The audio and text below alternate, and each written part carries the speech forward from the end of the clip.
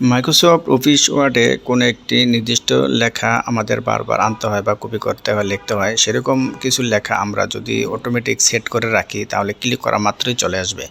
যেমন ধরুন উপরে অফিসের নাম ঠিকানা, ওয়েবসাইট, তারপর নিচে অফিসারের নাম ঠিকানা, এগুলা সেট করতে হয়। সেট করা উপরে অফিসের নামটা আমি সেট করব। সেট করার জন্য আমি চলে যাবো ইনসার্ট থেকে কুইক পার্টস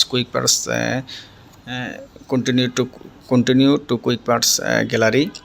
এখানে আমি ক্লিক করে এটা আমি সেট করে রাখলাম অফিসের নাম। এবার হলো নিচে অফিসারের নাম ঠিকানা এবং ফোন নম্বর, সেটা আমরা সেট করব। সেট করার জন্য সেমভাবে চলে যাবে ইনসার্ট মেনু থেকে quick parts save selection to quick parts gallery, এটাও 2 নম্বর, এটা সেট হয়ে গেল। এভাবে আমরা আমাদের যতগুলো এরকম নির্দিষ্ট লেখার দরকার সেগুলো আমরা সেট করে রাখতে পারি। তো আমি একটা ড্রাফট রেডি করব। উপরে আমার অফিসের নাম ঠিকানা দরকার, সেটা কপি করে আনতে অথবা লিখতে একটু সময় সাপেক্ষ, সেজন্য আমি এখানে সেট করে রেখেছি।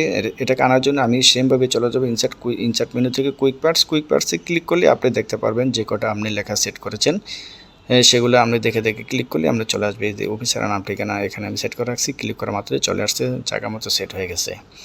এভাবে আমরা আমাদের অফিসের নাম, স্মারক নম্বর অথবা কোনো নির্দিষ্ট অনুলিপি অথবা নাম ঠিকানা, অফিসারের ফোন নম্বর, স্মারক নম্বর সেট করে রাখতে পারি। ধন্যবাদ সবাইকে।